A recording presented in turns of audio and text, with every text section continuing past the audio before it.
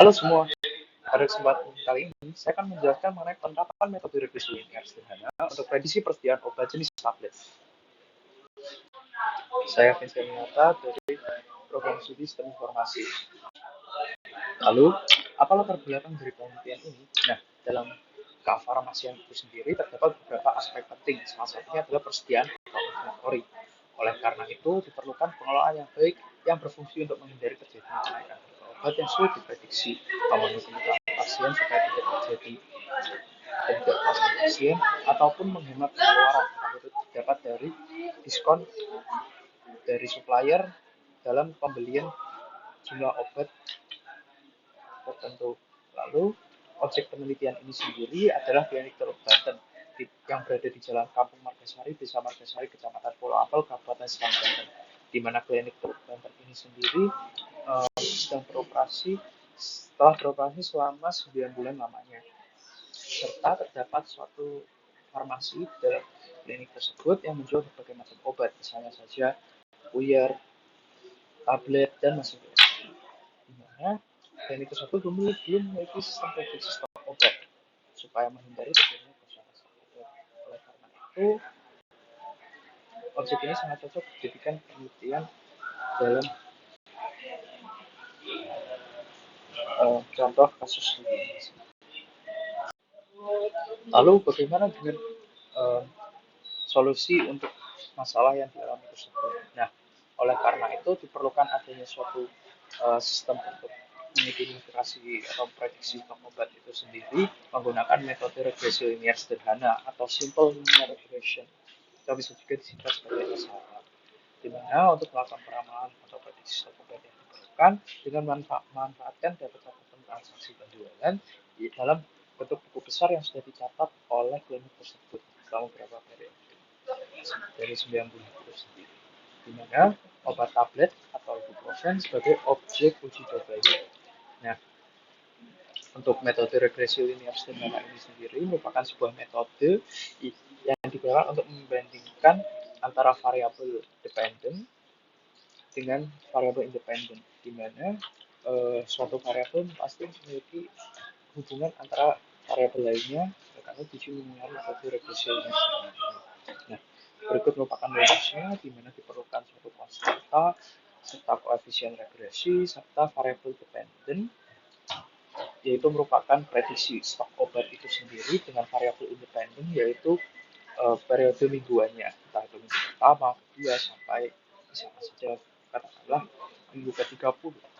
Nah, untuk menghitung konstanta ini sendiri diperlukan variabel X, variabel XY, variabel X kuadrat, entah itu konstanta maupun koefisien.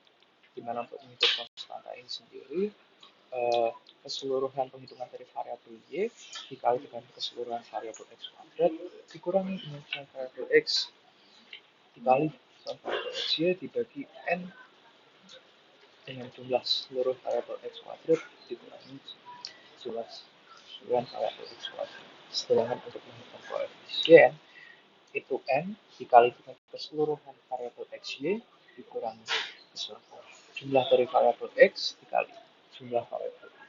Nah, dibagi dengan N dikali jumlah dari variabel X kuadrat dikurangi jumlah dari variabel X.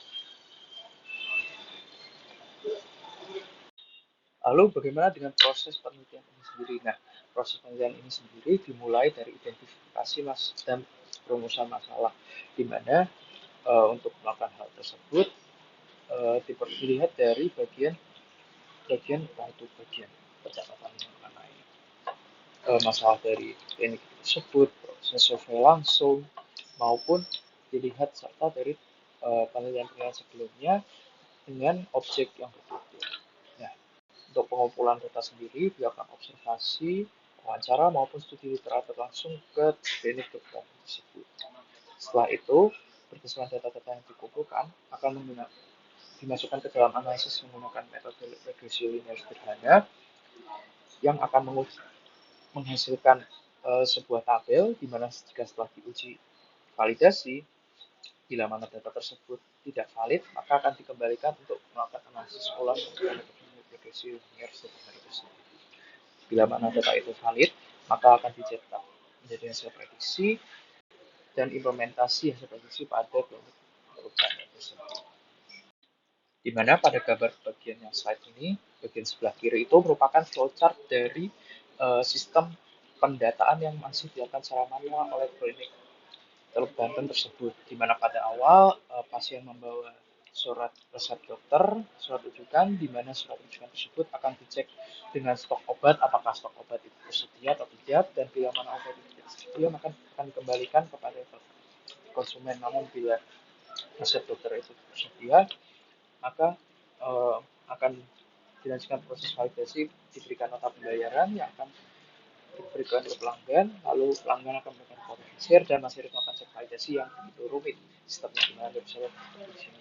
Nah, berdasarkan data tersebut ditemukan bahwa sebanyak 23.055 pasien yang mengunjungi klinik Teluk Banten itu sekitar kurang lebih 14%-nya membeli tablet ibuprofen, di mana tablet itu sekitar 3.100 tablet yang terjual. Nah, kalau bisa dilihat di sini, berdasarkan penjualan tahun 2019 pada bulan Januari sampai Agustus, beserta minggu-minggu penjualannya bisa dilihat seperti ini. Misalkan saja pada bulan Februari, pada minggu pertama terjual sebanyak 45 unit tablet ibuprofen, minggu kedua sebesar 27, ketiga 34, dan keempat 52, di mana total pada penjualan bulan Februari itu sebanyak 158 unit. Nah, lalu bagaimana selanjutnya setelah mendapatkan data dari klinik tersebut? Nah, berdasarkan data yang didapat ini, tadi kan untuk menghitung konstanta dan koefisien diperlukan variabel XY dan X kuadrat. Nah, untuk variabel X ini sendiri merupakan periode mingguannya, entah itu minggu pertama, kedua, ketiga, sampai minggu ke-20. Nah, untuk variabel Y sendiri merupakan jumlah tablet yang terjual pada periode minggu tersebut. Misalkan saja pada bulan Januari minggu keempat, di mana variabel XY yang digunakan untuk menghitung konstanta dan koefisien itu sebesar 200, dan variabel X kuadrat itu 16. Nah, setelah itu akan lanjut ke bagian penghitungannya ini sendiri. Nah, di mana di sini sudah terlihat jelas mengenai penghitungan cara mengetahui konstanta dan koefisien untuk mengetahui persamaan regresi ini sendiri. Nah, lalu setelah konstanta ini ditemukan setelah hasil penjumlahan sebesar 10,389, sedangkan untuk koefisiennya sendiri itu adalah 5,325. Nah, untuk persamaan regresinya ini sendiri, maka prediksi obat itu dapat diketahui bila mana 10,389 ditambah 5,325 kali X, di mana untuk X sendiri merupakan periode keberapa, misalkan periode pertama, 30, 20. Nah, sebelum lanjut ke bagian hasil penghitungan dari setiap periode yang diprediksi, yaitu dari periode 21 hingga ke periode 30, untuk mengecek untuk memvalidasi apakah prediksi yang ditetapkan sesuai dengan penjualan obat yang pada hari itu, untuk prediksi stok tentunya, maka diperlukan suatu metode, di mana metodenya ini sendiri merupakan metode mean absolute deviation atau MAD, di mana variabel MAD ini berguna untuk mengukur ketepatan ramalan dengan rata-rata kesalahan dugaan. Nah, caranya bagaimana? Di mana keseluruhan dari penjualan obat di periode tersebut dikurangi hasil prediksi, jadi satu persatu dikurangi lalu dimutlakkan. Setelah itu dijumlah keseluruhannya dibagi dengan total periode yang ada. Lalu akan ditemukan seberapa banyak ketepatan ramalan itu, dan setelah dicek dengan akurasinya, maka proses dihasilkan akan mengetes apakah metode ini akurat atau tidak dalam melakukan prediksi stok obat. Nah, ini merupakan tabel hasil dari keseluruhan kalkulasi penelitian ini, di mana pada misalkan saja kita ambil contohnya dari periode 23, di mana di periode 23 itu sendiri berdasarkan variabel YT, di mana variabel itu menunjukkan hasil penjualan dari periode minggu tersebut, di mana pada minggu ke-23 itu terjual sebanyak 132 obat tablet. Sedangkan untuk prediksi yang dihasilkan berdasarkan data-data dari minggu pertama sampai minggu ke-20 itu sebesar 132,864, di mana bila kita untuk mengetes akurasinya itu ditemukan minus 0,864. Sedangkan untuk mengetes apakah cocok atau tidak keseluruhannya, maka kita harus memutlakkan tersebut sehingga simbol minusnya akan hilang, dan setelah dibagi dengan total periode, di mana ini periode sebanyak 12 periode dari bulan Juni sampai bulan Agustus. Oleh karena itu ditemukan angka 0,072. Nah, di mana setelah melakukan penjumlahan dari keseluruhan data di sini, ditemukan bahwa MAD-nya itu 1,43935. Untuk akurasi itu sendiri berarti dari 100% dikurangi hasil error dari MAD itu sendiri. Oleh karena itu akurasi dari sistem penelitian ini sebesar 98,5%.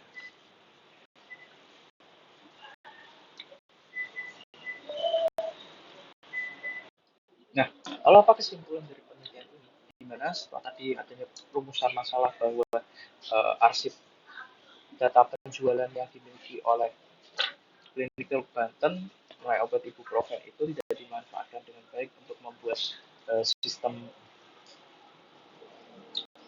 peramal stok atau prediksi stok. Oleh karena itu dibuatkan sistem menggunakan metode regresi linear sederhana yang menunjukkan akurasi sebesar 98,505%, di mana menandakan metode ini itu efektif untuk memprediksi stok obat. Namun karena untuk meningkatkan akurasi itu sendiri dapat dilakukan dengan membandingkan dengan metode lainnya atau menggunakan SPSS versi 25 serta mengembangkan perangkat lunak untuk memudahkan prediksi stok obat lain. Nah, jadi untuk klinik Teluk Banten ini sendiri berdasarkan sistem ini akan sangat bermanfaat bila mana kedepannya hendak melakukan pemesanan stok obat supaya ini dapat memenuhi kebutuhan konsumen yang akan datang di masa depan. Nah, saya itu juga dapat mengurangi adanya kekecewaan pelanggan karena tidak tersedianya stok obat tersebut. Sekian pembahasan dari saya.